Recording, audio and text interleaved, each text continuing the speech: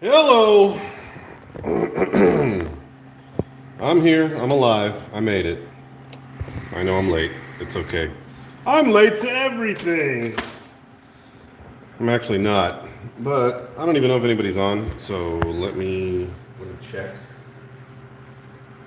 Let me check a file.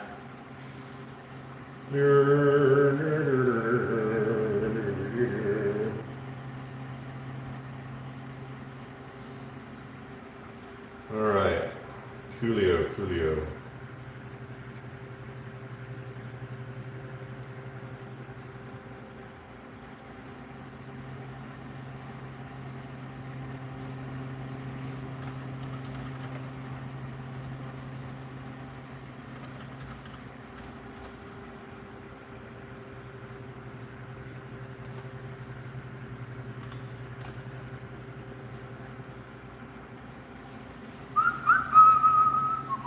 We'll just let a few more people hop on in.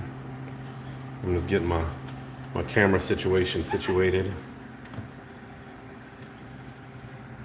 Situatified.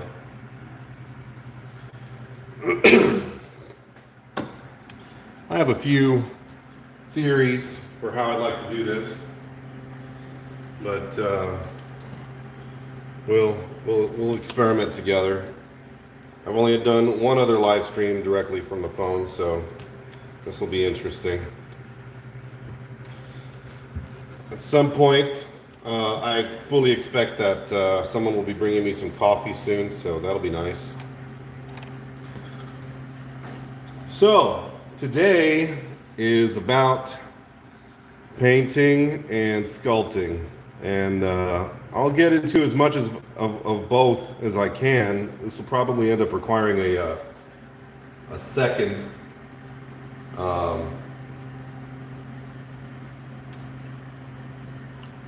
video, but I guess let's start with the painting part, and I'll go through the boring stuff first because nobody's on the live stream right now, so yeah, there's that. So with painting, like anything else, it's about the tools.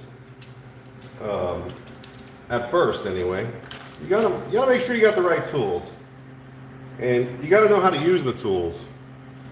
So for painting, those tools are what?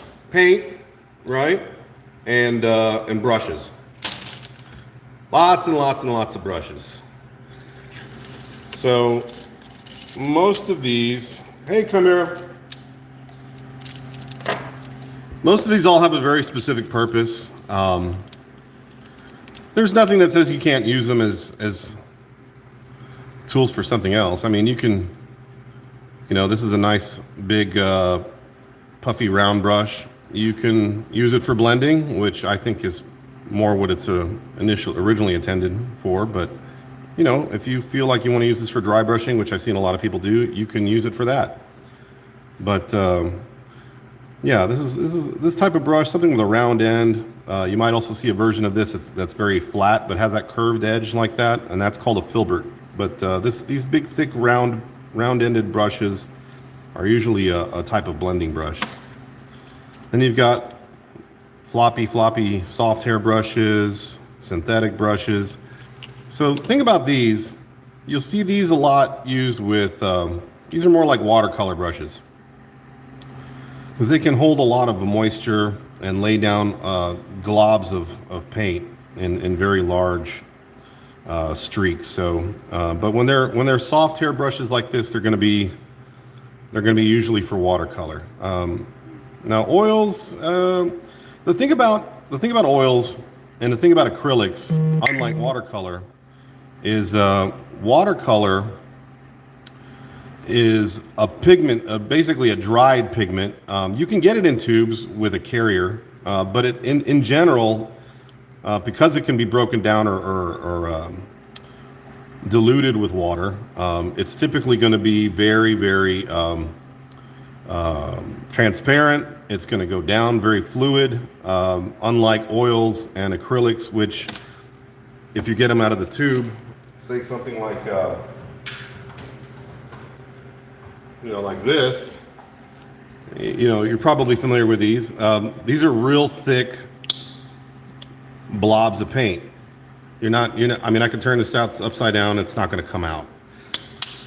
Again, but you can dilute those as well. So acrylics you dilute with water, obviously. Oils you dilute with mineral spirits mostly. And you can get more opaque, or more transparent colors in oil with dilution of the paint with mineral spirits. Or linseed oil, which is usually what they use as a carrier. But yeah, most of these brushes have a real specific purpose, but I think for the purpose of miniature painting and modelers, use whatever, I always say, use whatever's comfortable for you for what you're using it for at the time. I typically prefer a very stiff brush with a little bit of flex to it that's got like kind of a good memory. So in other words, I drop it down like that, it bounces right back. I'm not super crazy about watercolor brushes, which are these sort of hairy, floppy ones. Hey, Silver, hey, Esram. But as long as you understand how these brushes work with the paint, how they push it around and what type of paint you're using and how that paint can be pushed around. I don't think we need to go too much into this. I'm not going to go into the science of paint and, the history of paint brushes. I think it's just important to know your tool. If you've got a favorite brush or you have a style of painting that suits you, great. But it's just good to know what type of brush you've got and what are you using it for, so that when you get, it's just like a mechanic. You don't just go into an engine and start hitting it with screwdrivers and pliers. You're usually going to have a wrench. Specifically what you're going to use that tool for. So I usually will keep my brushes out, maybe my top 3 or 4 that I like to use depending on what I'm going to paint. If it's a very small miniature, obviously these big brushes, I'm going to toss them out. Maybe this one. I like this one. But I'm going to keep the thinner ones for the small details. If I'm painting something large, I'm going to use the larger brushes. So pretty basic stuff. This is stuff you all probably already know. I know there's a lot of people out there that are always saying, I need a painting tutorial. I need to know how to do this. You have it in you to understand these concepts, and I think it's just a matter of practice for most people. But maybe there's a few of you that hey, maybe you needed to hear somebody tell you what these brushes are for, or how to push the paint around. I don't know, but we'll get into that a little bit. I wouldn't use this for a miniature, but for something larger it might be useful. These work really good on wood, and actually you can use them for stains too. But the paints I like to use for minis, at least right now. Now I've used the old Citadel color lines. They're okay. A lot of people, this is the tried and true. I grew up with these. When I first started painting Citadel miniatures, they didn't have, or rather, I say Citadel, Games Workshop, but they used to be Citadel Miniatures and a few other little companies. But when I first started painting, they didn't have their own painting line. I was using Humbrol paints, Polyethylene paints, pretty much anything I get my hands on, a lot of those craft paints. But yeah, these guys didn't have their own paints or paint line. That came later. But the ones they came out with, they've gotten better and better over time, and they're really not bad. Hey, Aaron. The other ones I like to use now are Vallejo. These are the ones I really started using a lot after Citadel. I wasn't crazy about the paint pots that Citadel used, and I found they kind of dried up a lot. But yeah, they were good. But Vallejo is my kind of go-to right now, and probably my favorite right now is Golden. Now, I used Golden a lot when I was doing a lot of fine art painting. Golden and, of course, Liquitex. But Golden I really like because if you see this little mark right here, there's a black and white stripe you can see behind it. You can actually tell based on the paint, how opaque it is before you even buy it. I mean, this is an actual streak of paint they put on the bottle.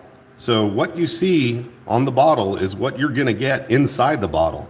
You know how opaque that paint line is before you open it.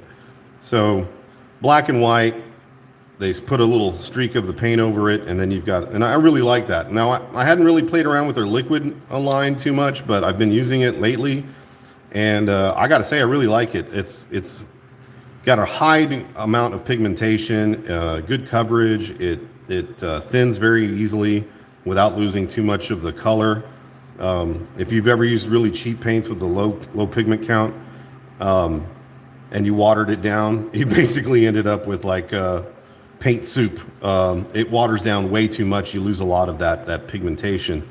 But not these. These are nice. But I've always been a fan of Golden stuff.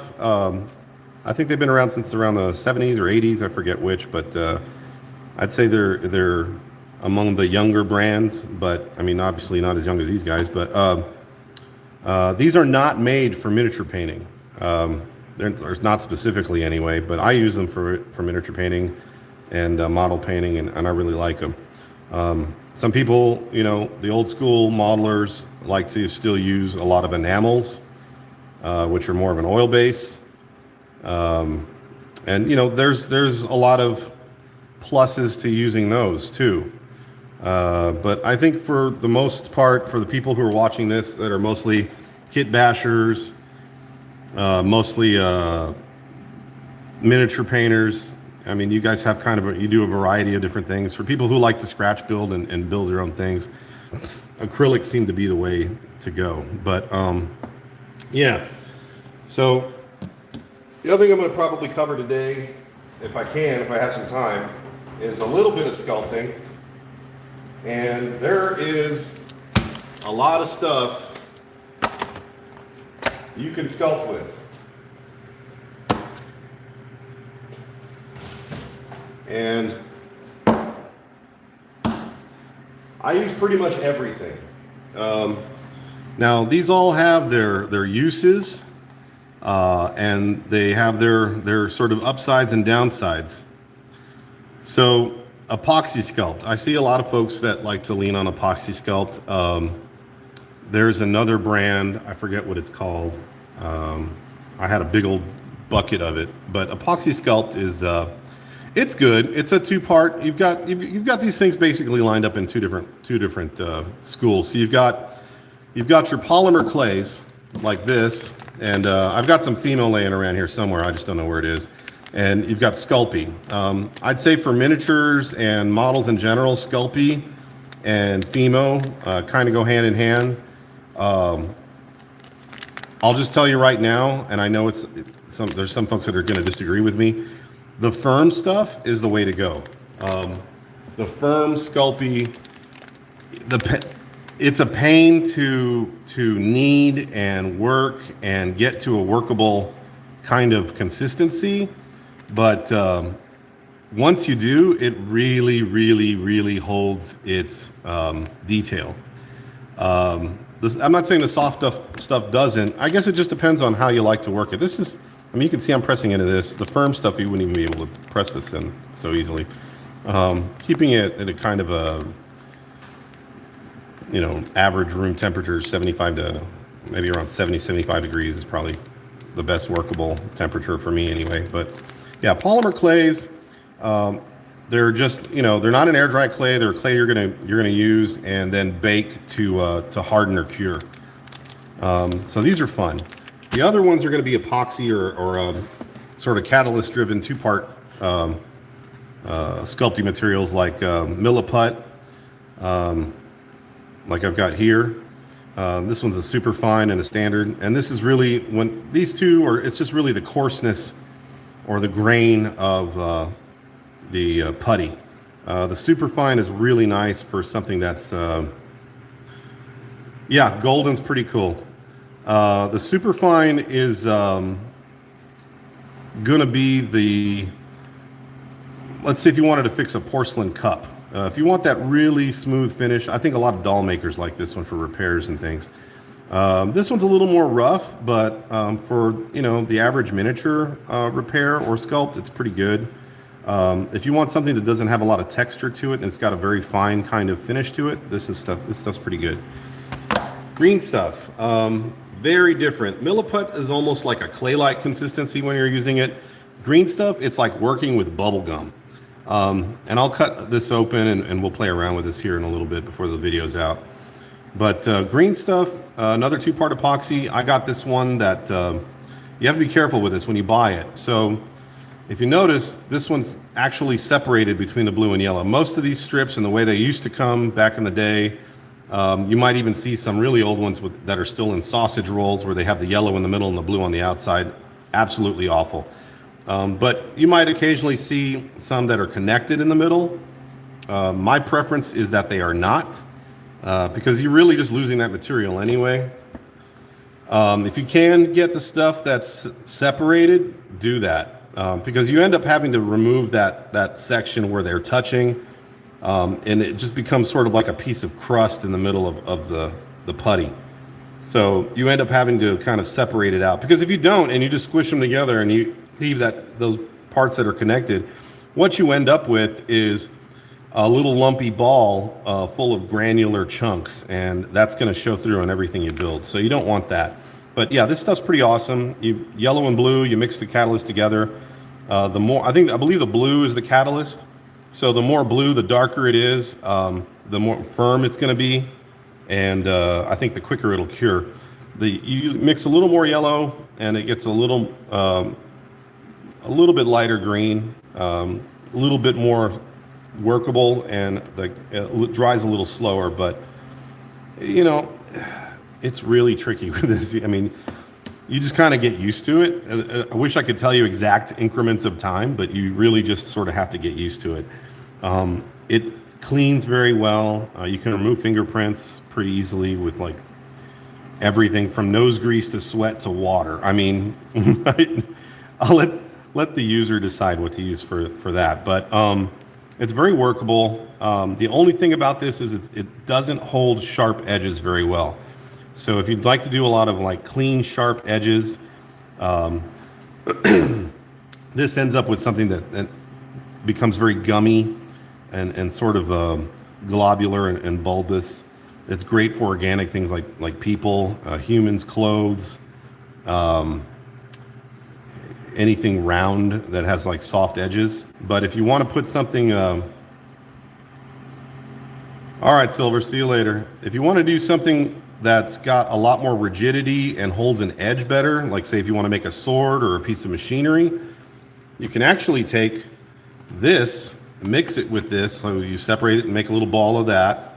You make a little ball of the green stuff. You mix them together, and what you end up with is sort of this lime green hybrid putty, and that stuff is amazing.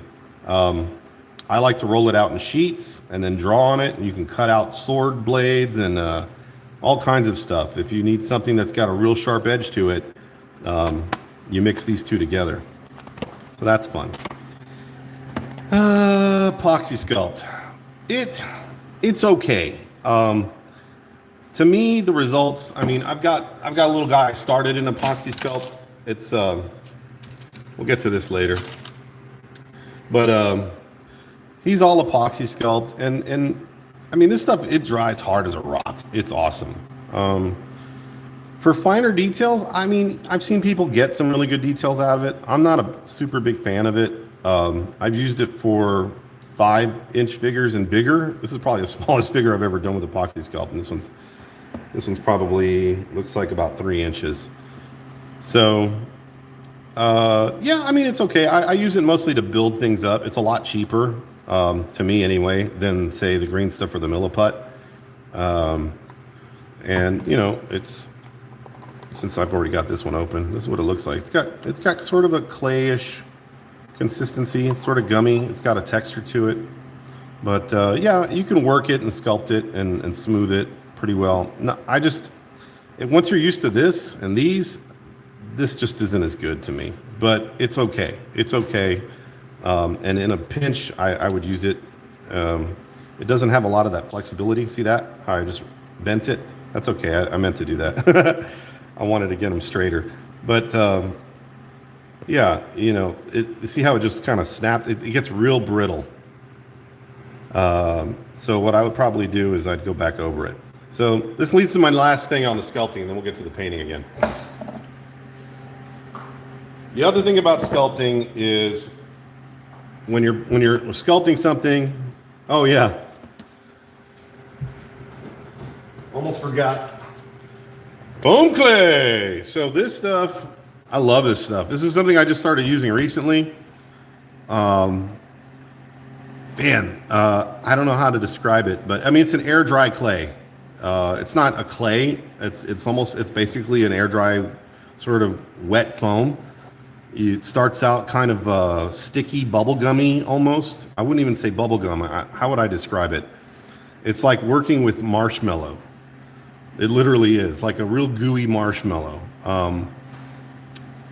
Yeah, but man, you can do some really cool stuff with it. The only thing I'm not crazy about is it doesn't hold detail. You can put detail into it, but once it dries, it's like the foam starts to expand, and where you had a sharp line or an indentation like that, it becomes like this sort of like very faint little line, and it ends up turning into a blob.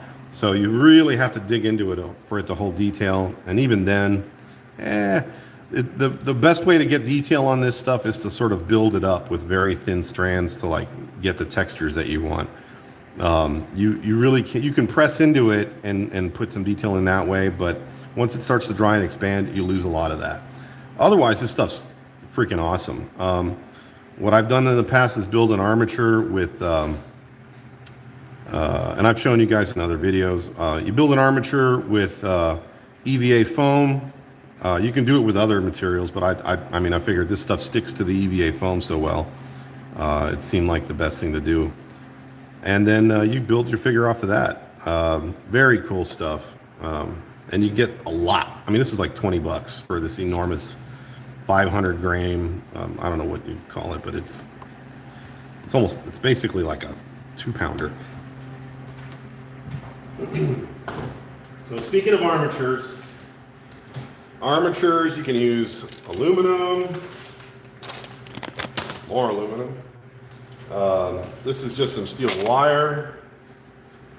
I've got some brass wire here. That works great. More brass wire, different thickness. You can use solder to stick all those together. But you know, it doesn't have to be anything fancy like this. It can also just as easily be you know, something like cheap you get at a store like Michael's or someplace. This is just floral wire. I mean, literally, it's just that bendy, cheap tin floral wire. I don't really know what the metallic composition is of it, but it's probably some kind of tin. So you get metal that's got. I mean, I've even used twisty ties, little bread ties, any kind of wire you want.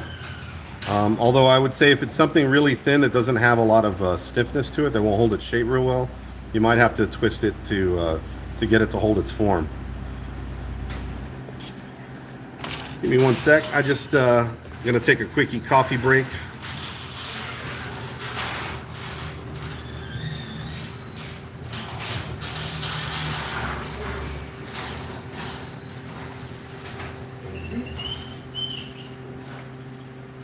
This is live, folks. This is live. I got my coffee. All right. Let me swish that ice around, get my brain together. Well, I guess it's a good time to read your comments. Hello. Who's here? Silver had to leave. Esram's here. Aaron's here. Camaro was here earlier. So, cool.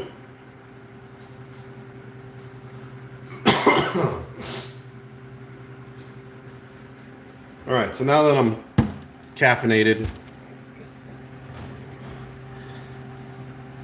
the armatures. So there's a lot of different ways you can do armatures and mount them.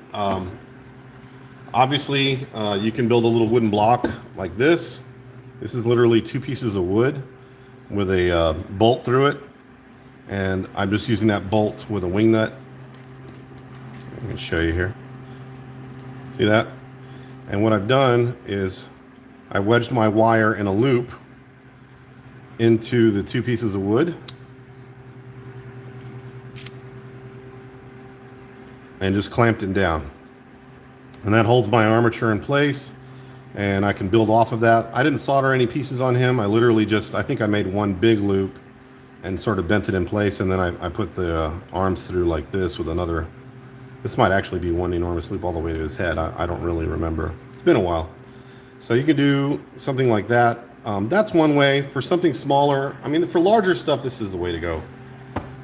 I recently got this one, which has a nice little steel clamp, a nice weighted base. You can put pegs in here.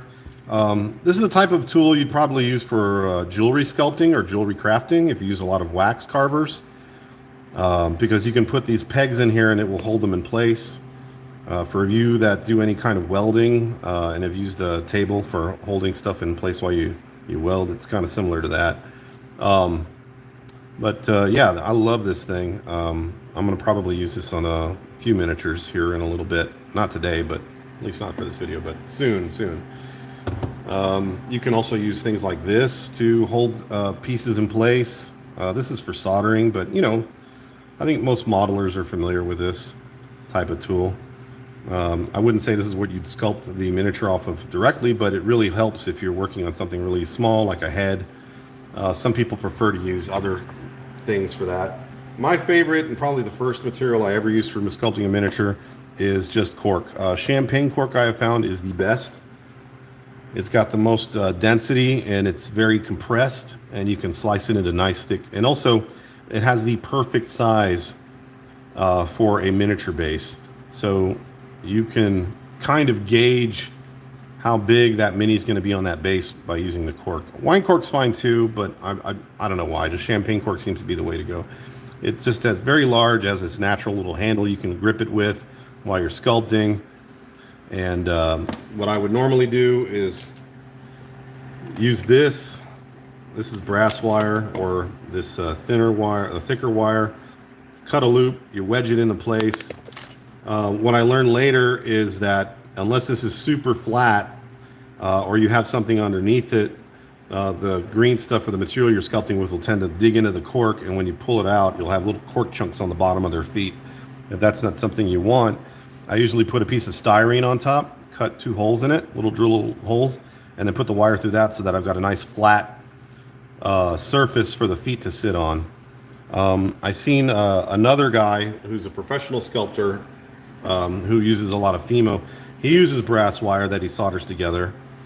But what he has is this really cool sandwich. He puts a wood block and then a piece of cork, and then on top of that cork, he'll put balsa wood, basswood, any kind of wood. I mean, a popsicle stick would probably work. And he glues them all together into a little sandwich and lets them, with wood glue, lets them dry overnight. And he does some amazing stuff with Fimo. Apparently, he even bakes it with the base intact. So I'll be trying that probably pretty soon. That looked like a really cool way to do it. So there is one other way to do armatures, and it kind of involves this stuff, not really, and that's with stuff like this. I mean, you can get creative. Is it as good as wire? You know, it's going to be bigger. So I was going to do my little David Attenborough impression. Chopsticks. What are they for? Where are they going? What can we use them? What are chopsticks? And are they just for eating? No, they're not. I got way too many of these, so I need to start using them. I collected a few to use as like little wooden rods because, frankly, these are free, and figure out how much it would cost you to buy this many solid wood sticks. Skewers work too, but man, this bamboo, it's got a certain something to it. What I was going to say is, for Thanks. What I was going to say is you can take these bamboo chopsticks. That fiber, I think something about that fiber is, to me, is what really makes these nice and strong. So what I was going to do is, and I think I've probably shown you something similar to this before, but you take a little drill bit and you just kind of make a hole. If I could get it centered.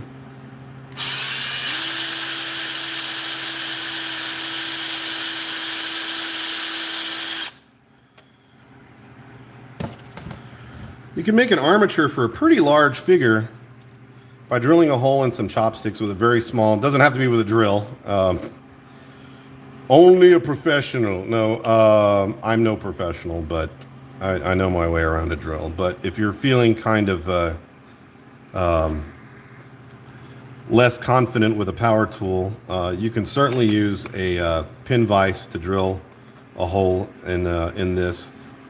You take your glue, you put a little dab of glue in there, you take your cheap floral wire, you wedge it in, and then you glue it.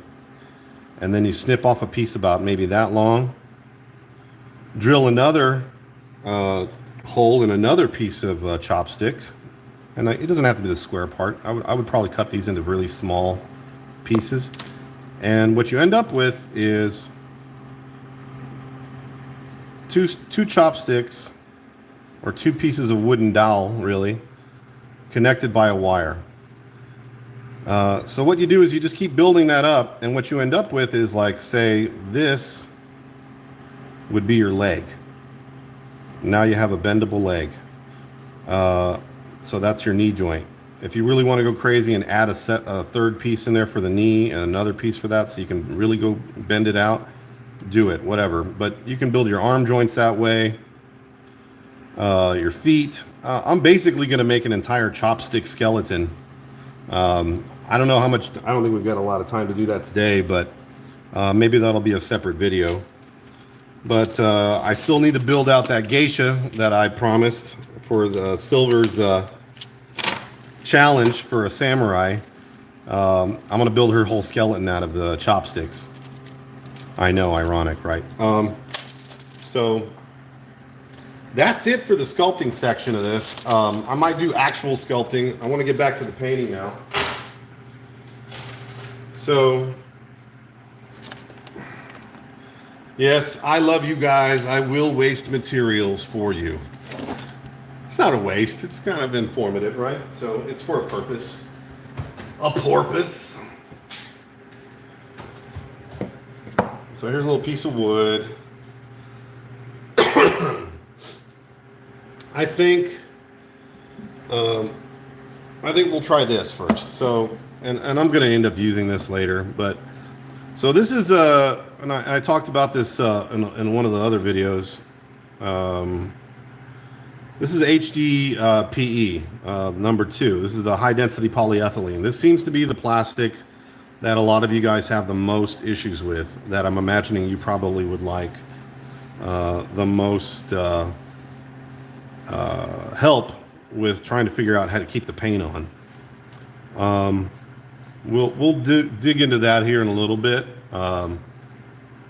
The thing about this is, and I think I mentioned that too, is Chopstick Projects. Yeah, if you end up eating a lot of Japanese or Chinese food or other types of food that use chopsticks, or the restaurants provide you with some, that's free wood. And you've already claimed it as your own because you licked it. Yeah, take that stuff home and cut it up and make some armatures, man, or use it for building terrain. Yeah, the high density polyethylene is it's one of those.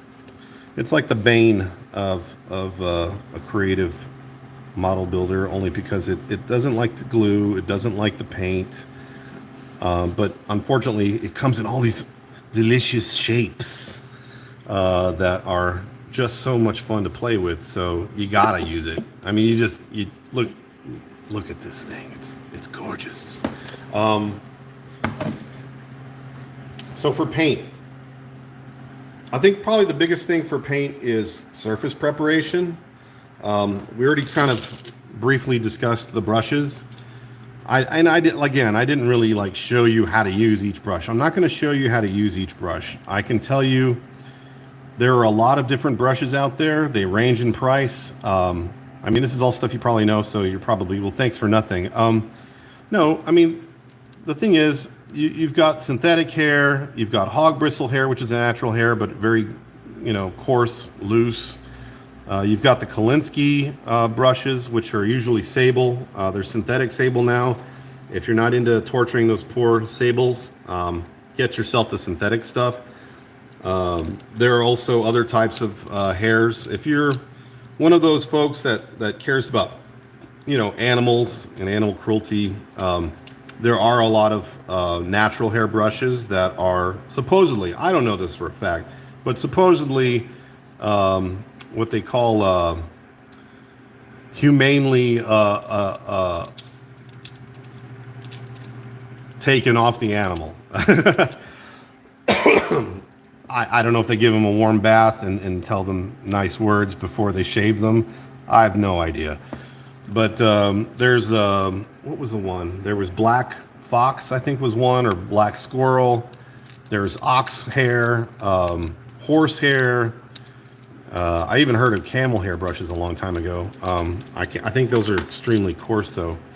The hog bristle brushes are probably the most coarse. This one, I don't know. This is really hog bristle. I think this might be something in between. But yeah, the natural hair brushes are nice. The synthetic stuff, there's been a lot of advances in that since I started painting. But they used to be kind of the cheap, like you really don't want those. You really want the natural hair brushes. But I think the synthetic stuff's gotten a lot better. It might be worth it. So one thing I will tell you, because this came up in one of the chats a while ago, is let's see if I can get this to go where I want it to go. So you've got different brush shapes, right? So here's your ferrule, the little barrel that holds the hairs in, right? So let's do a few different brush shapes here, because I think there's some confusion about that. So you've got your flat brush, which is typically going to be something like this, right? This is your flat kind of bristle brush. Pretty obvious what that's for. You got something like this. This has got a bevel on it, but it's essentially the same thing. This is for covering. Bevel's nice because you can kind of angle your hand in different ways and you get different effects out of it. For watercolorists and people who like to do calligraphy, anything with a bevel on it's going to have a real nice kind of sharp transition from wide to thin. But in general, flat brushes are for covering large flat areas. Pretty obvious. Then you've got thin pointy brushes like this. This is not a detail brush for a miniature. I know it looks cool and sharp and pointy. All right, we've got something like this, right? This is a line brush. It's for making lines. If you try to do little details when it, yeah, I mean, sure, if you're careful, maybe you can, but you will quickly become frustrated with this brush because it is not for making tiny, fine details. It's not for brushing like this. It's for brushing like this. So if I want to make a line, I dip this in paint and I make a line. And I can keep this extremely steady. So just as an example, because I know there's going to be examples here somewhere, right? I know you guys were looking for somebody to show you examples, so let's dip a little paint on this one.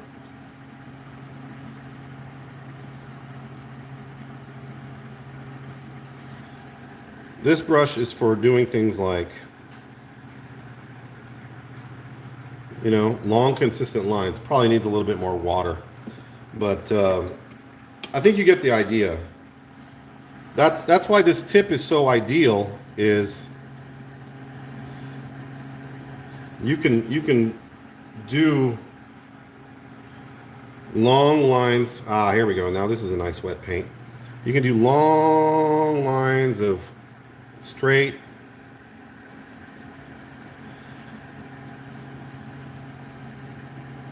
bits of paint. So there's a more advanced version of this called a blade or blade brush. It's got a really weird shape. It looks, I don't have one with me. It looks kind of like this. The hairs literally look like that coming out of the brush. Sometimes you'll see them kind of look like this. You know, they've got kind of a weird transition, like almost like a scimitar or a saber. The guys you'll see use these the most these days are old school pinstripers for cars, detailing on motorcycles and cars and stuff, where you see all that really cool pinstriping, or the pinstriping that you pay extra for at the automobile lot that you see on cars. That's an old thing. You know, they didn't used to do pinstriping. Just a little history on that. Cars, that became something popular that people started wanting on the vehicles.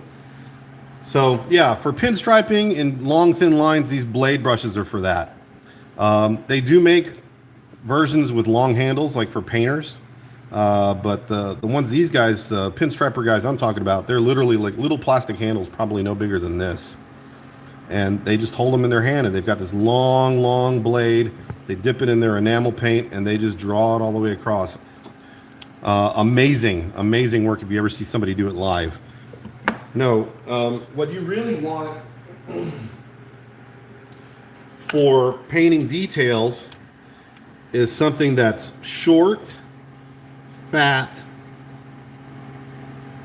and shaped like this. You want a short, fat paintbrush. Because you have to imagine miniature painting and miniature hobbies, they've been kind of like the ugly stepchild of models. I guess the modeling hobby for decades, until probably the last 10 years they started making a lot more stuff for miniature painting. You've almost had to make your own brushes at some point or find something that works, but I think Winsor and Newton probably started taking notice in the 2000s, maybe mid 2000s, and started making a whole line of brushes specifically for miniature painting. And even then, I think it was historical miniatures. So if you, the whole wargaming thing, I don't know. To me, it's been really, there's a lot of snobbery in the art world in general, especially when it comes to anything that's related to sculpting and painting. Yes, there are more forms of art than sculpting and painting. But anyway, let's not get into that. Hey, Mark. So, there's some different shapes that you can look at for brushes. Like I said, small details, you want something short, fat, and round with a nice tip. Preferably either, now this is my opinion, you can do with it what you will, but Kolinsky sable or some sort of form of synthetic Kolinsky. I believe there's another one called red sable, which is, I mean, it's okay. It's not bad. It's not as good as the real thing, but it's also a natural hairbrush. Don't ask me how they get it. I'm not going to go into that. But hey, no problem, Andy. So we're just talking about brushes. I was going over earlier all the different types of materials you can sculpt with and the different armature wires you can sculpt with, and we'll get into that later. So yeah, you really want something like this, and then I think for you guys, most of you are going to be using something like that for large coverage. I mean, just personally, I would stay away from these sort of floppy brushes. I mean, what are they going to do? These are just watercolor brushes. You want something that holds a lot of moisture, you know, great. You want to do your makeup? Hello. great. But for painting models, nah. Get something like this. It's stiffer. It's got a nice flat edge. You're gonna put down more paint where you want it and not hold it in the brush. The watercolor brush puts down pigment but holds a lot of moisture, so you can hold more of that in the brush. When you're using a thick paint, all it does is it clumps up inside the brush and it never comes out until you rinse it out. Use this. That's what you want. Thin, flat brush. It's gonna put all the paint down where you want it. And then if you want to do some thin stuff with these, I mean, there's nothing wrong with these. These are great brushes for what they're used for lines. They're not for painting details. Just stay away from them. Or, you know, just kidding. So there you go. There's your paintbrush toots. Now, I'm going to stop for a second so I can drink some coffee and read everybody's messages. But while I do that, here's where you get to tell me what you want. So, and I already know your answer, Andy. So if there's more than one of you, we can go right into that too. But do you want to see next some sort of live painting first, or would you like me to try sculpting something with one of these things? And I'm not promising anything fancy with the sculpting. It's you know, this stuff requires a drying time, so there's that. So let me stop. I'm gonna let you look at all the delicious materials for making things. Oh. And I'm gonna read the comments. So, do you want to see something you want to see something for painting? You want to paint something live, like a texture or some technique, or do you want to try to paint a model? You tell me. Is there anything in particular you guys are having? I know. Puppet show. Oh, yeah. I guess we could do a puppet show. Hello. I'm this small, faceless man with no nose, eyes, or teeth.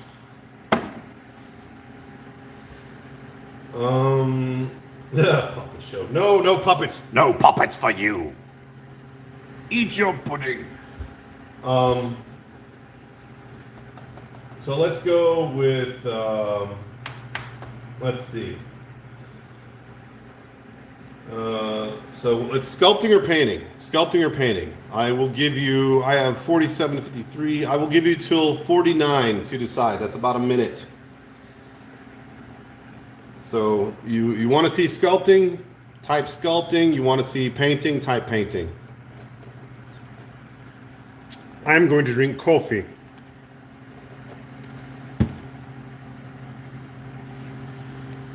What is coffee? Where did it come from? Who drinks it? Is it filled with ice all the time?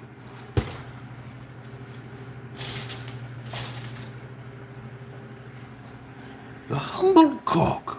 No. Sculpting. Esram says sculpting. Andy says sculpting. All right, I have sculpting twice. Do we have any painting? Painting. Going once, going twice. To the musician and the Irishman at the back of the room, we have sculpting. Sculpting for the win for 3. That is sculpting. Do we have any for painting? Sculpting it is. All right. So let's. How do we do this? All right. Let's do this. Spread it apart. Let's grab all our brushes because we're not going to be using those.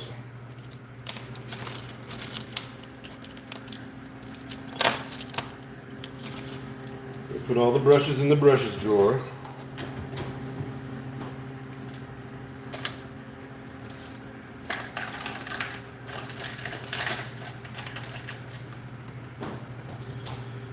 All right, let's see here.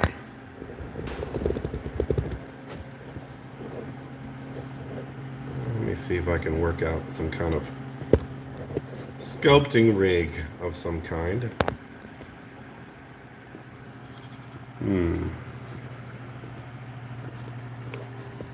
Maybe, ooh, I know.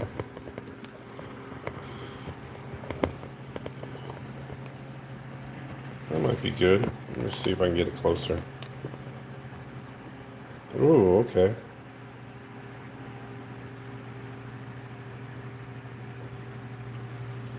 Alright, let me see if I can get...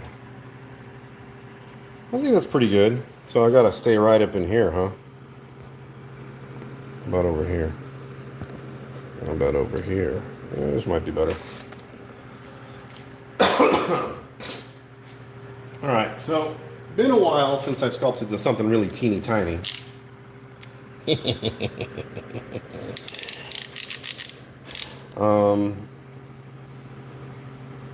Yeah, we could do this. Alright. It's pretty flat, but I like it a little bit flatter, so give me one sec. Let me see if I can get something a little smoother out of that tip.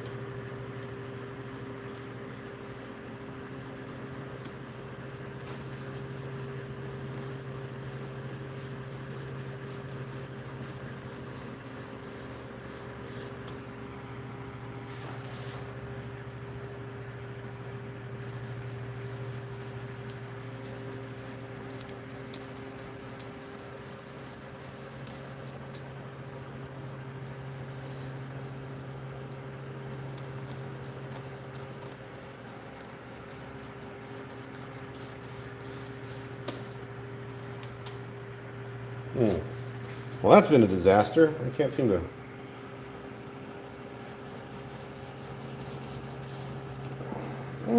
it's pretty good.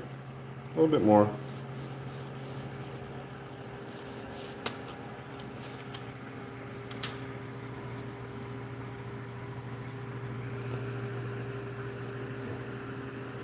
Pretty smooth. A little crooked, but that's okay. Alright, so let's start with... We'll start with this little guy. Probably easiest to just clip a piece of wire. Put a little bend in the wire. Yeah.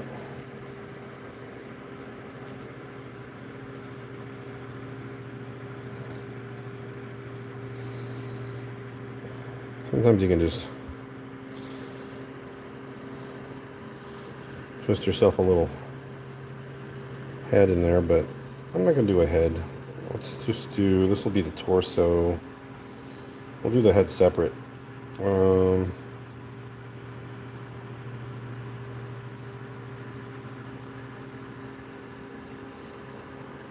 kind of do a little action pose with this one. Like it's...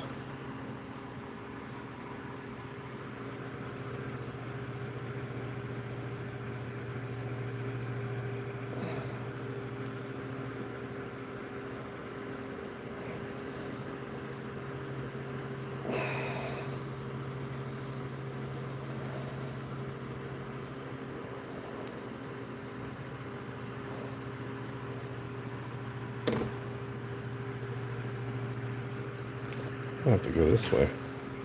There we go. All right, so I'm just going to do a little...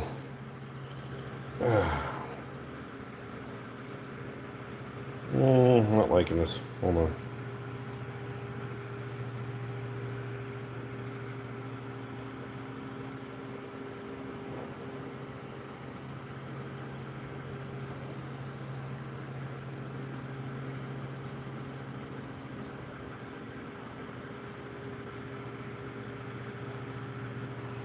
Different. All right.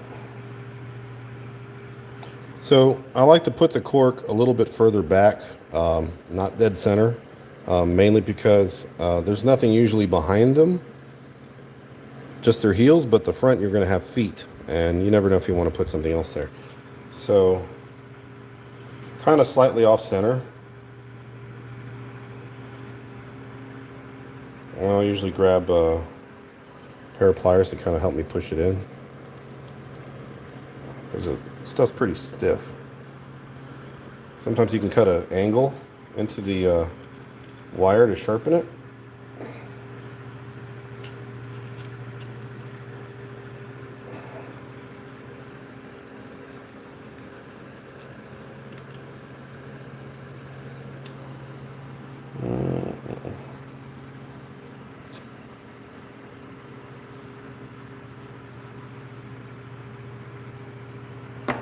Okay, so there we go. There's our little armature, and you'll notice I kind of put it in a little off center to make room for the feet. And this would be about a 32 to 35 millimeter figure. So this is about, from about the base to this little point here is looks like about 1.25 inches. And keep in mind, I'm probably going to add a head and some shoulders. So cracking open a fresh package of green stuff just for you guys.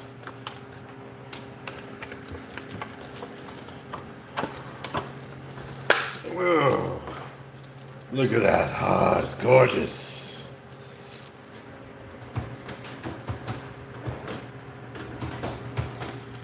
Someone's looking for some skizzers. Oh yeah, I bought this, by the way. This is new. Little hole puncher with different size hole plugs on it. Love this thing. Don't know what I'm gonna use it for yet, but I had one before and it was old and rusty, so I saw this new one for real cheap, so I got it. So for this, let's say, usually for most miniatures, I wouldn't start with any more than maybe 1/4 inch of putty. Let me roll this puppy back up again. I just like the way it looks inside the package.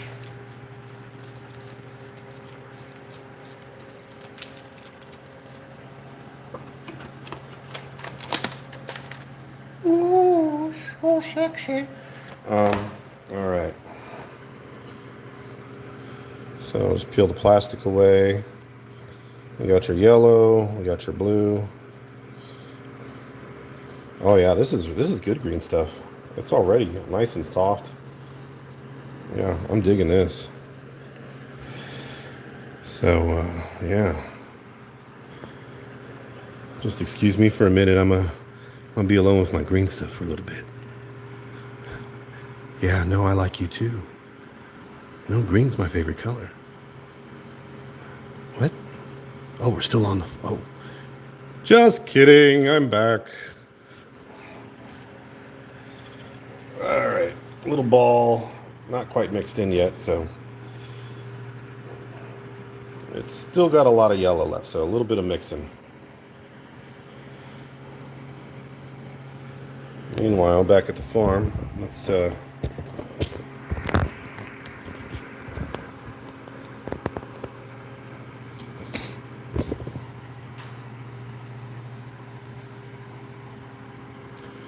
Man, I'm telling you, it got hot in this room again. The fan's just not doing it. I might have to go with a bigger fan, to be honest. Let me put it right on my... Can you guys hear the fan going? I don't know. Okay. I have never, ever, ever in my life, ever done a tutorial on sculpting with green stuff. I have never sculpted with green stuff on camera, certainly. So this will be new. Sausages? Sausages? All right. All right. Ooh, this is good green stuff. They've really improved. All right, so here we have some green stuff. It's nice and sticky. For those of you that have tried it and you didn't really like it, give it another shot. The thing about the green stuff is, and this is what you really have to be careful, and I mentioned this earlier, You don't want any inclusions. You don't want any grain or dirt or sand or anything at all to get mixed in with this, because that's going to affect how smooth the texture is at the end. If you get the type that has the blue and the yellow touching each other inside the package, cut that chunk out and throw it away. It's useless. You're going to end up with a very gooey, gross, lumpy green stuff. Let me put my glasses on for this one. This one you can see there's this little, I don't know if that's an air bubble, but it looks like there might be something hard there. Let me see that. Yeah, usually when you see that, you can kind of smooth it out a little bit, and it looks like that little lump with some hard bits that didn't quite integrate with the blue. You can try to work that out. See that right there? This little piece right here. That little chunk's not going to do anything. So, unfortunately, you find stuff like that. You just get it and you throw it away. And it happens. There's not a whole lot you can do about it. But in general, this is a pretty good piece. Not a lot of that stuff going on.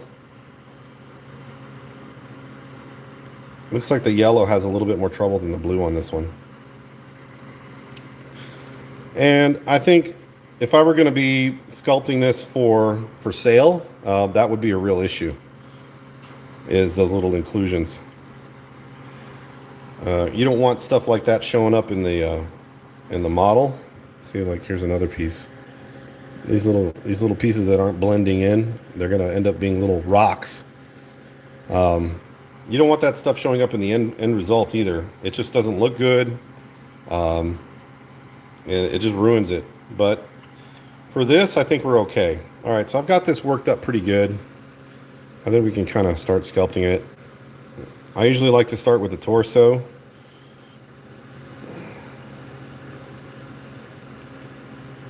Doesn't have to be anything fancy. Just put a little blob on there. Let me see if I can get a better angle of this here.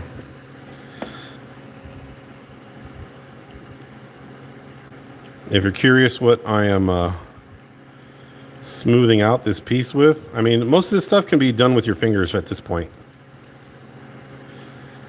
You get it nice and shiny and fingerprint free. That's right, I'm using the famous nose sweat. Fortunately, I'm in a fairly sweaty environment. I have no shortage of nose sweat right now. All right, so there's step one. Step two, and some people are very particular about this. You can wait till every piece of it dries. That's not absolutely necessary. I think for building up the body of it, you can definitely get away with doing everything while it's wet. Again, I'm not adding a ton of detail to this yet. This is just kind of the base. What you're trying to do is just kind of get a I don't even know what this is going to be, a humanoid creature.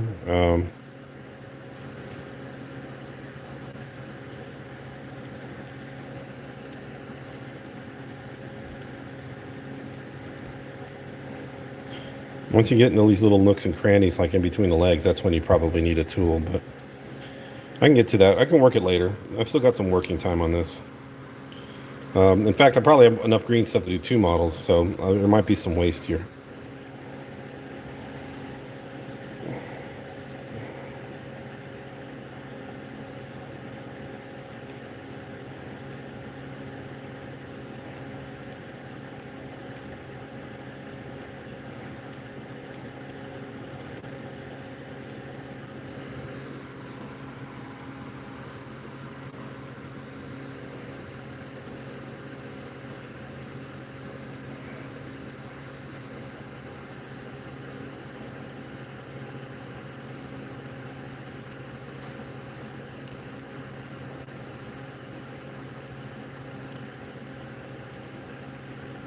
Okay, So you got just some blobs on a little body. At this point, I would probably have already put a wire for the arms or soldered one on to where the where I think the arm should go. I could probably get away with just getting a little piece of wire and then bending the arms out later. So let's just go ahead and stick some arms on there.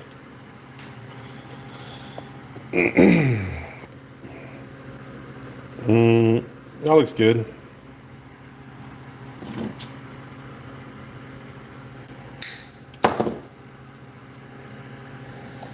Now, because this is pretty stiff wire, I don't want to be messing around with this too much later with how I want the arms to be bent.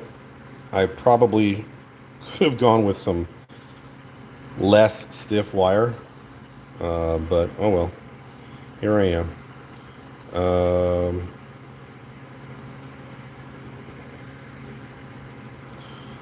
We're not doing anything super crazy.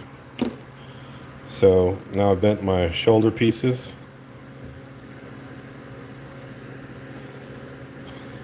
And there's my arms. So let me cut this little piece off here.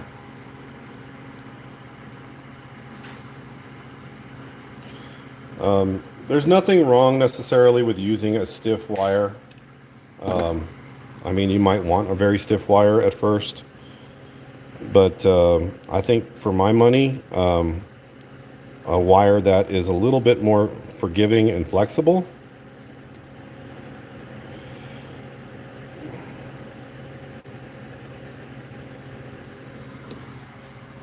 So here's where we're at right now. We got 2 legs, a torso, an arm. Looks like maybe this will be somebody that's pleading for help, a zombie. Maybe they're carrying something. I don't know. The other thing I'd probably do at this point is make a little neck for a head. Now, again, this isn't the best way to do this. In fact, this is probably one of the worst ways to do this. But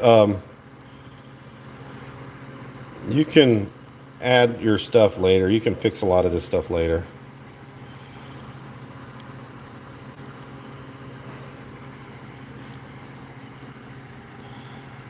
I'm not going to put a head on it yet. That can be once it's dry.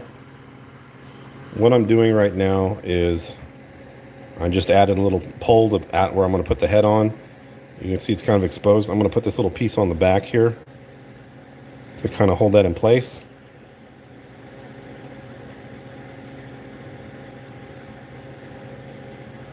And this is where you start looking at the shape of the torso, the body, the legs, and figuring out your proportions and kind of your pose. Is it natural? What do I need to fix? So I would say at this point is where you start busting out the actual sculpting tools.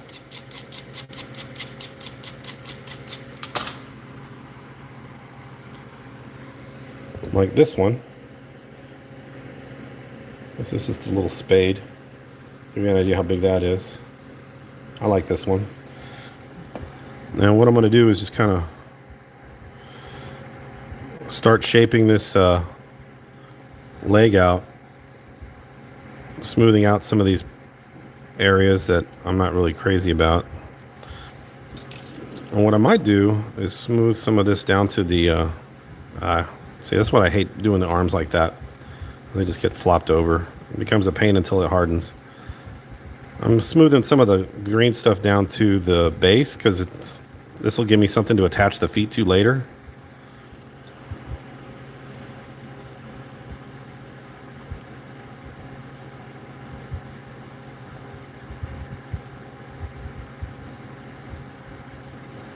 If it's not perfect at this point, it's really not that big a concern.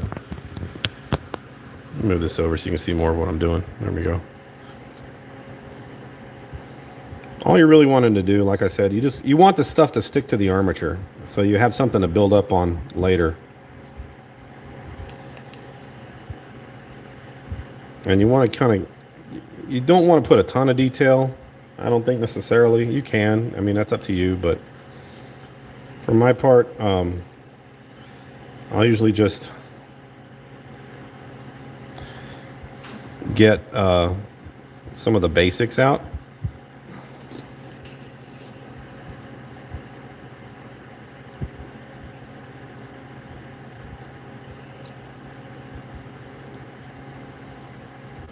You know, like I said, the basic anatomy. And kind of get some shapes in here.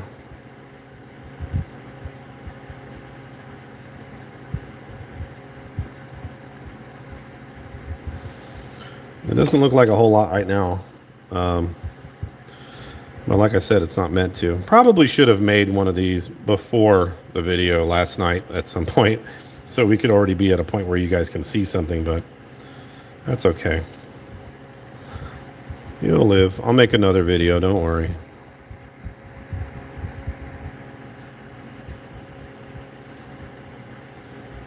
It's kind of like an abstract painting at this point.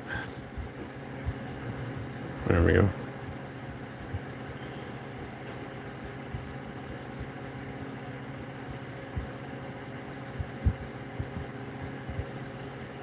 All right, so I think we got as far as we're going to get with that part of it. I think we've got something at least we can probably build up on. And again, at this point, it's just a little, kind of a little weenie skeleton. You're not really set on what it is yet.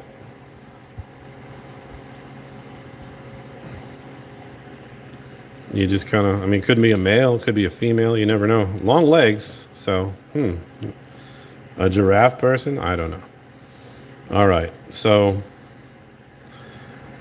there's the basic skeleton. And I fully expect this to flop over and lean over all the time. I have to come back and keep fixing it. But anyway, that's not necessarily, like I said, not the best way to do it, but a good start. So you can leave that. We'll put that aside for now. Now I get to use my cool new toy. So this one, this is where I'm going to make probably a head.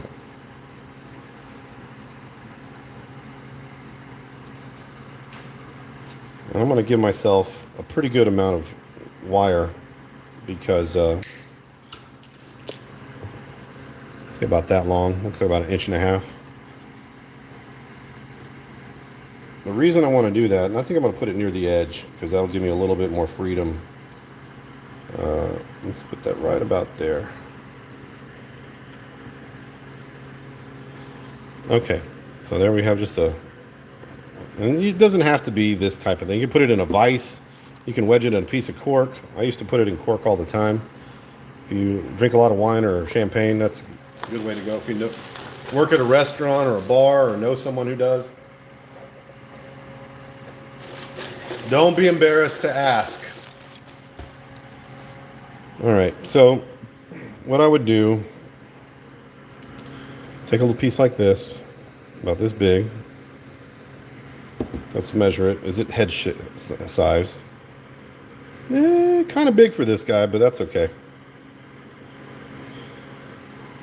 Or lady, whatever is going to end up being.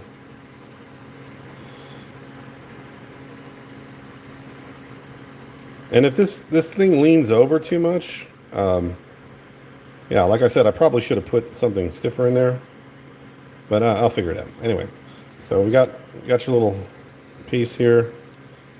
You're just going to stick let's tighten that a little bit more.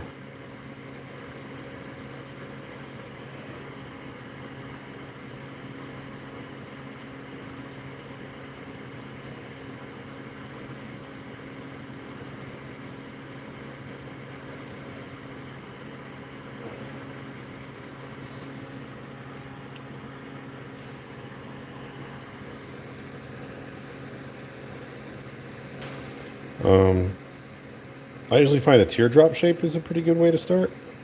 You can start with a round ball, but I don't know many people that have round balls or basketball or soccer ball shaped heads, but hey, whatever, you know. It's your figure.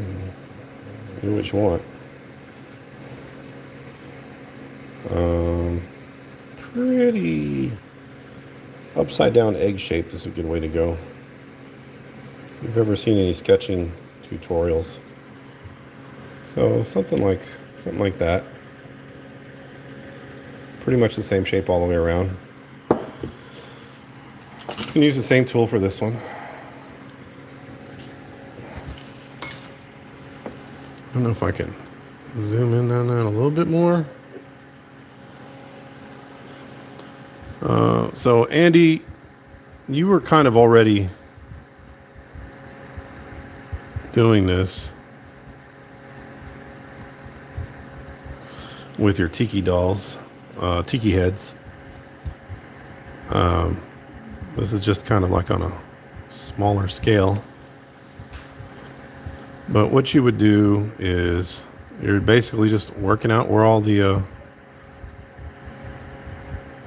features are going to be.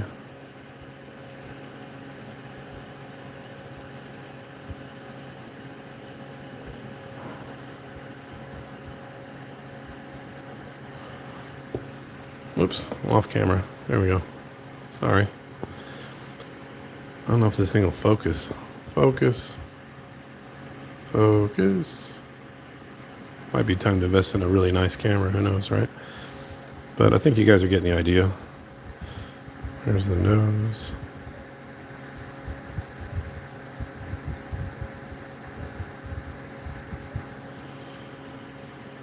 Let's see if I can zoom out a little bit, and that'll maybe get them in a little better.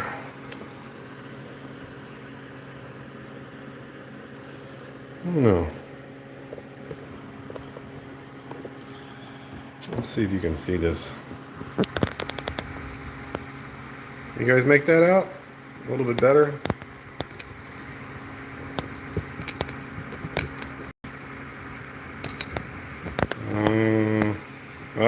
See? See, it's leaning over. It's an old man! There we go. You see it? I know it's really tiny. He's kind of crooked faced right now.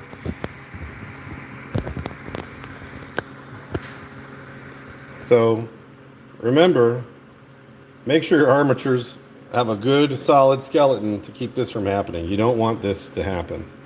You don't want them to have... This one is literally aging before our eyes. So yeah, back to this little guy. God, it's really hard to work on a camera. I'll be honest with you. And it doesn't look as good. It actually probably looks better on camera right now than it does in real life, because in real life it's real crooked.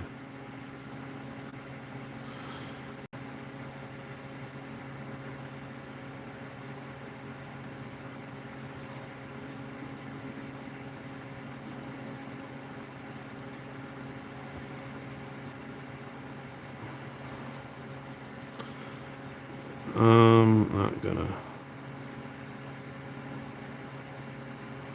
Sometimes you can sculpt the whole face in one go. Sometimes you have to do it in layers. It depends on what you can get done in the time you've got the putty workable.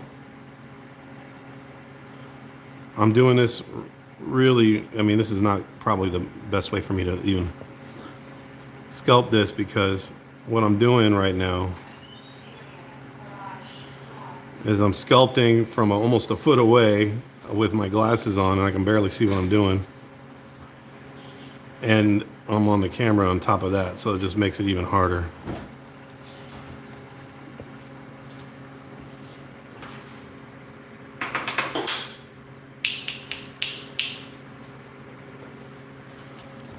All right.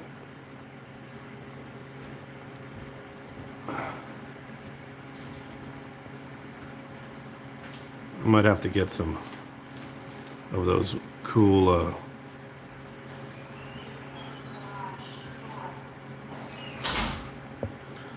what do they call those, the little binocular glasses?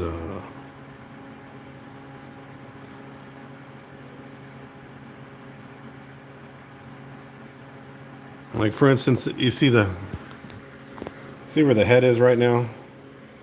I'm probably going to have, I don't know, did I even get any of that on camera? I hope so. Anyway, I'm going to have to build up more here. Let me see if I can zoom out.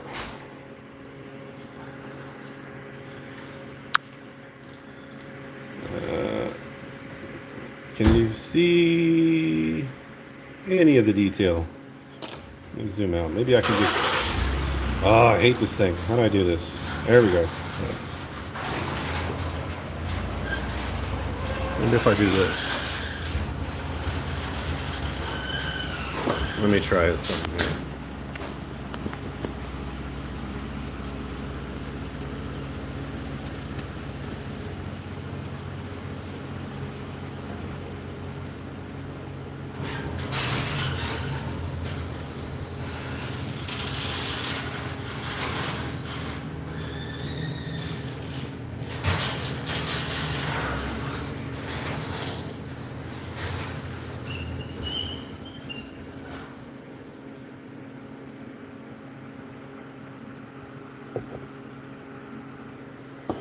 Well, anyway,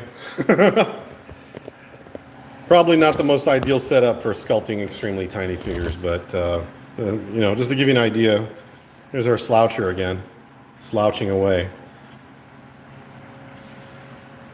But I will say, it kind of looks like the head will be a good size for that body. Possibly. Let's see. All right. Well, that's, let me see. Let me get this thing up close where I can actually see what I'm working on. Okay. Let me just fix a few mistakes here.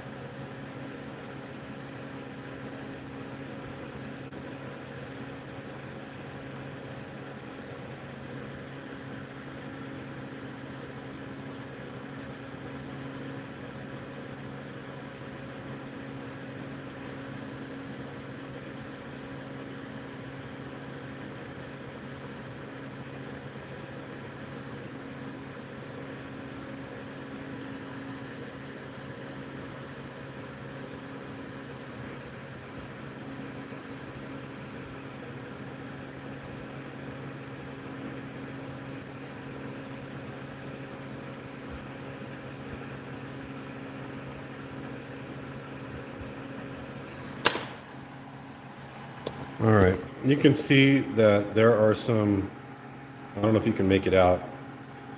There's some of that yellow inclusion, that material that didn't quite harden or get mixed in with the blue.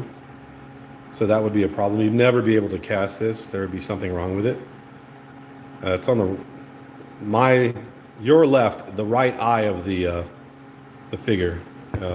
Or the head, that yellow spot, that's a piece of putty that didn't mix in real well. Let's see if I can get a better look at it. Come on. Ugh, this is the worst ever.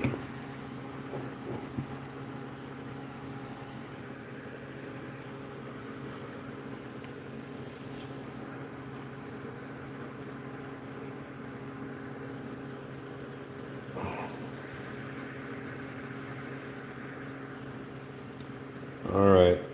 Well, looks like you guys have got, some of you got some things to do. So it kind of looks a little bit like a Neanderthal. Like I said, it's really hard to see. But, yeah, that's pretty much it. I mean, all you're doing is you're just kind of pushing the stuff around to kind of get a look. Yeah, I do. I need a much better lens. This is terrible. But at least I think you kind of get a general idea.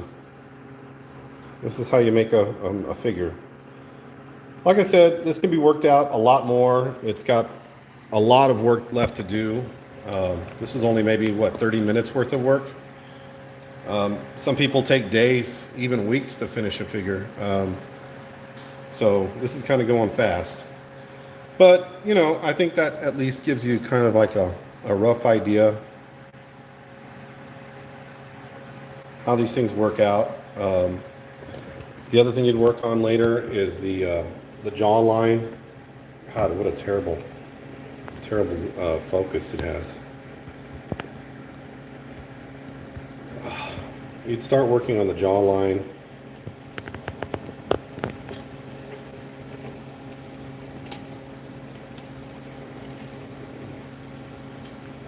And then the eyes. The light just makes it worse. But yeah, you get the idea.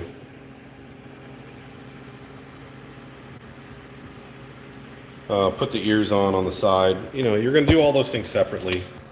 All that stuff's going to build up over time.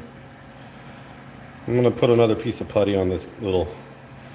I fully intend to use this figure. I don't know what I'd use it for. Maybe it's going to end up cut in half and used for something else. I don't know. I'm not wasting green stuff. This stuff's too expensive. To me, it's like gold. So... yeah, I don't know. Let me stop there, guys. I'm not sure what you were expecting or what you were looking for.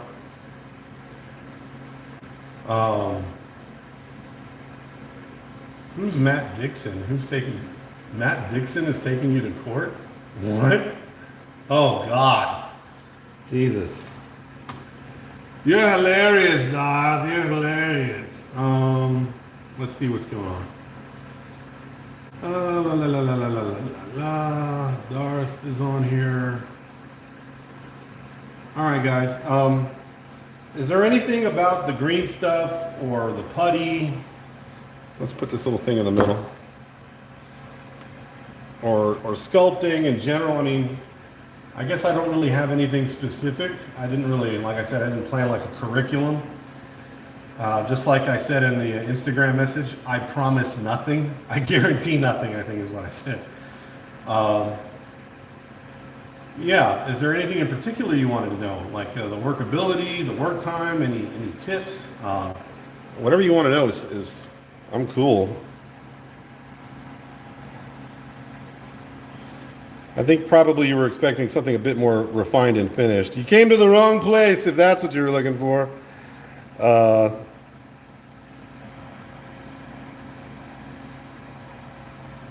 Yeah, I think this stuff's super fun and workable, but it does take a little practice. It is kind of a learning curve. If you're coming from something much larger and you're looking to do something much smaller, you know, there's always going to be some changes that are going to have to make.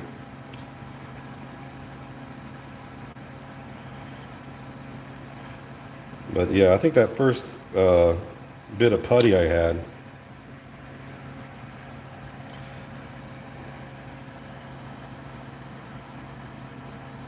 yeah, sculpting in a smaller scale, probably the main thing about it, and you'll notice from the camera, it's really small. So yeah, things change. I mean, obviously, it's not just the camera that's an issue.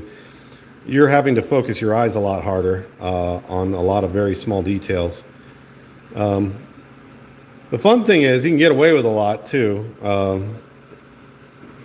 Depends, I mean, what you're using it for. Let's see if I can get a nice little pack or something on here. But, oh, sure you could, Aaron. It's just a matter of patience. You need a lot of patience for this stuff, I tell you that right now. So let's see if I can do something fun with this.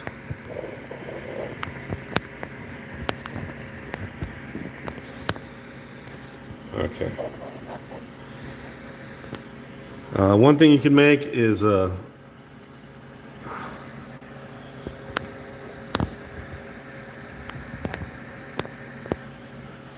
even if you don't sculpt in a scale, green stuff is fun for lots of things. You sculpt in a much larger scale. Trying to put this in the camera. There we go. You can do stuff like, and I'm doing this literally from a distance of about 8 to 10 inches.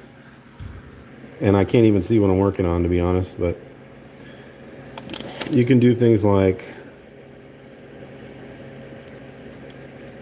make little leather pouches.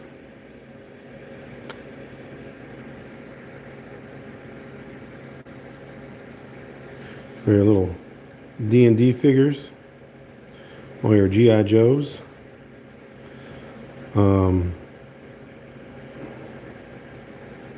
That's one of the easiest things you can do. I mean, if that's what you want to use it for that. If that's just what you want to practice doing, I mean, just practice doing that first. Get used to it. You don't have to jump right into like sculpting a freaking Michelangelo or something. You know, you can just do something fun like a little army pouch of some kind, like a little ammo pouch or something.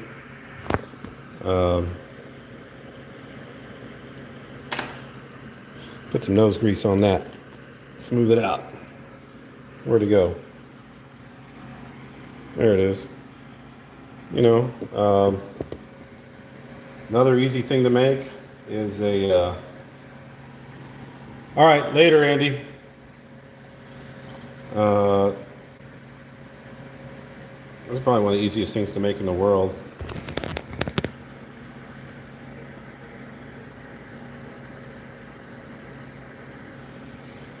Get a little ball. Get another little ball. Take the first little ball in your hand.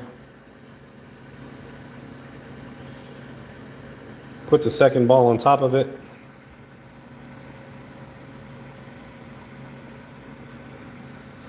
Pinch the little ball so it looks kind of like this. And then kind of push some little indentions in it.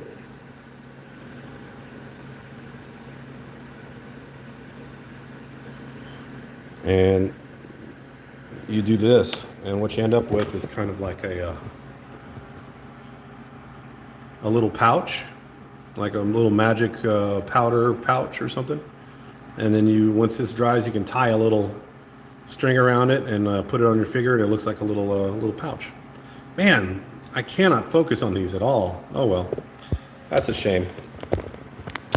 All right, well, it's, what time is it? It's probably close to Andy time, Andy Mecca time. So anybody got any questions? Is there anything else they want to see before I wrap this up?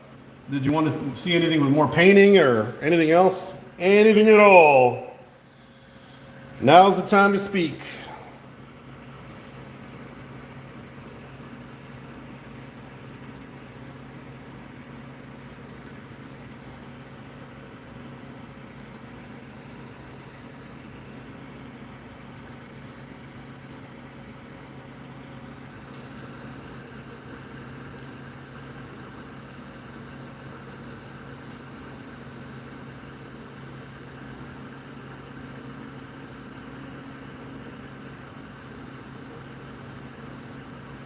I'm just putting a foot on him.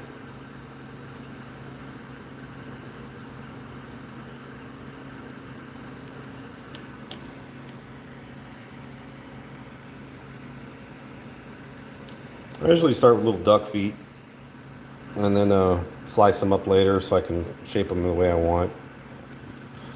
I just kind of put something on there to get them started. So if I need to build up on the top of the boot or whatever, I can later.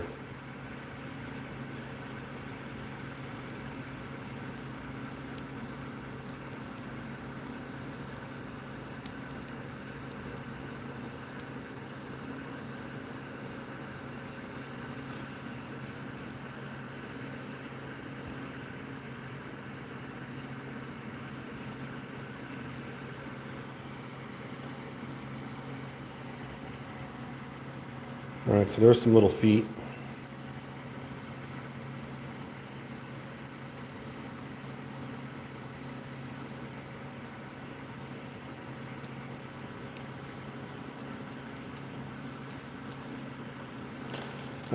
If you want to see this stuff cured, you can, cure it faster. You can put it in a little tin cup or a coffee can, or somebody recommended a pot the other day, which, yeah, I think that'll work too. And just stick a really hot 100-watt light bulb in there, and it'll help cure this stuff a lot faster.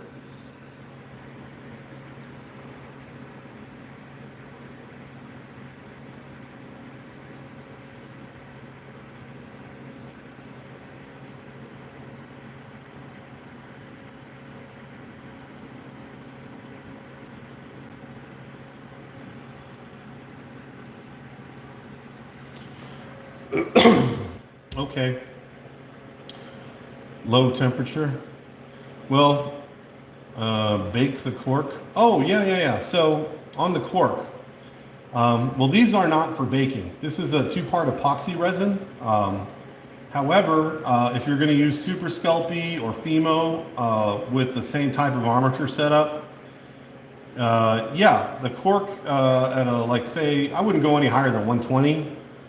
And what I was discussing before, or describing before, was basically what this guy would do is he cuts a little piece of wood, just like a piece of plywood, and he'll cut a piece maybe about that big, sometimes bigger. I'm trying to remember the link to the guy. I'll send it to you if I can find it. But he'll take a piece about maybe this big, 2-inch by 2-inch or 1.5 by 1-inch square. On top of that, he will lay the cork. And then on top of that, he'll put a piece of wood. So what you end up with is something like this.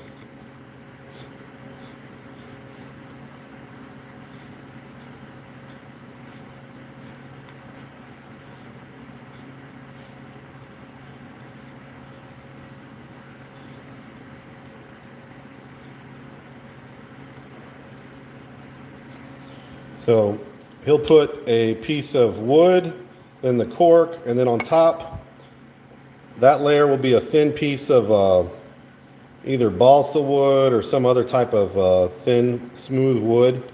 And that's only because the cork has a tendency to catch onto the green stuff, and when you pull it out, it'll rip the green stuff with it. So I used to use plastic hard. I saw his video about using the piece of wood and layering it. He'll put wood glue in between each layer. Let me find that video for you, because he's got some really good pointers. But that guy sculpts primarily with, can you add new green stuff to cured green stuff? Do you need a liquid light? No, absolutely not. You don't need any kind of liquid. You can let the green stuff cure completely and add new green stuff on top of it. Absolutely. In fact, you usually want the green stuff to be pretty solid before you start adding more to it. Now, if there's 2 areas you want to blend really well, you might want it to be soft. I mean, it's really up to you if you want to wait for it to be hard. Personally, I like to wait for it to be mostly hard with a little bit of tack to it. You can feel it firm up in your hands to give you an idea of how long it takes for it to cure. But I would say 45 minutes to an hour before you start feeling that the firmness starts coming in and the tackiness starts leaving. But you can accelerate that. For it to be fully cured, usually several hours. So, I mean, and when I say fully cured, I mean like rock hard. No tackiness, and it ends up with a sort of smooth, plasticky finish.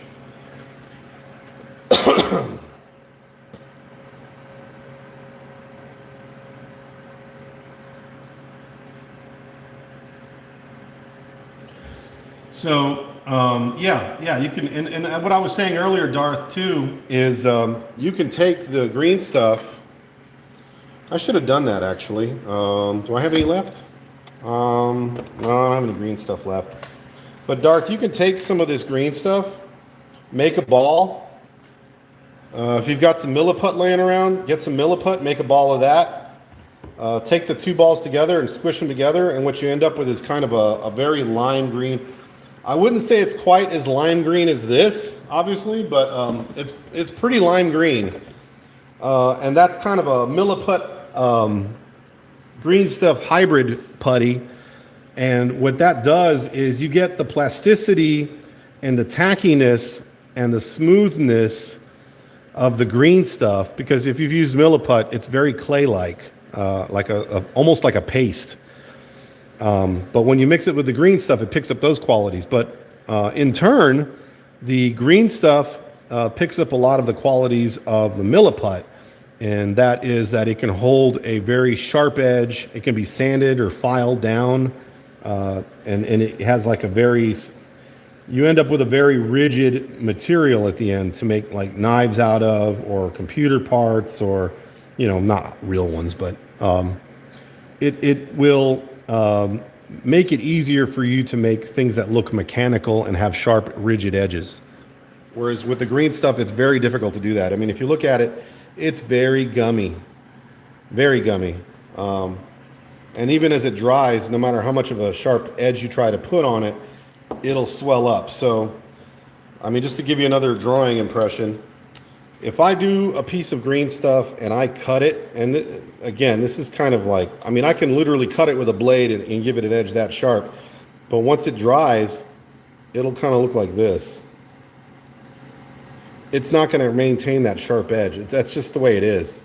You can cut it after it dries, but the problem with cutting green stuff after it dries is it's got a lot of elasticity.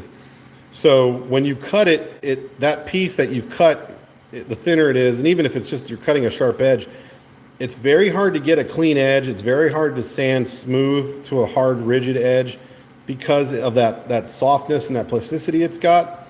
So it does have a little bit of flexibility, and the thinner you cut it, the more wibbly wobbly it'll be. Whereas with the Milliput, you cut it to a sharp, crispy edge, and even as thin as this, and it's going to stay rigid. It's not going to flop around.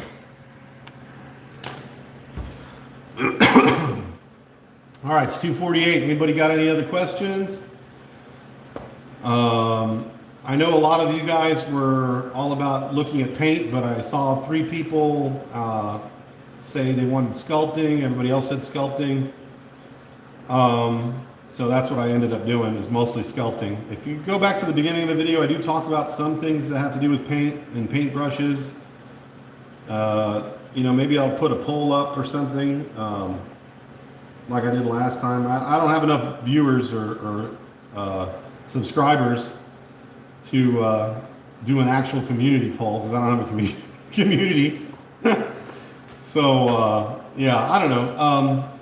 You guys tell me what you want to see. I mean, there's a lot of stuff. I don't really have a good way to spill things out of my brain in a very, at least I don't think, super focused way unless I plan ahead. So letting me know ahead of time so I can kind of plan something out usually helps. But yeah, it looks like everybody's getting ready to head off to Andy's. I'd like to see a stream too, and frankly, it's getting pretty hot in this garage again. Is it wet hot? No, not quite as moist as last time. Pretty moist. Yeah, it's getting kind of wet in here. So I don't live in the jungle. I live in Texas, which is pretty much the same thing, unless you're in the desert. So I'll see you guys on Andy's stream. For those of you that dropped in, thanks. If you're not already subscribed, please subscribe.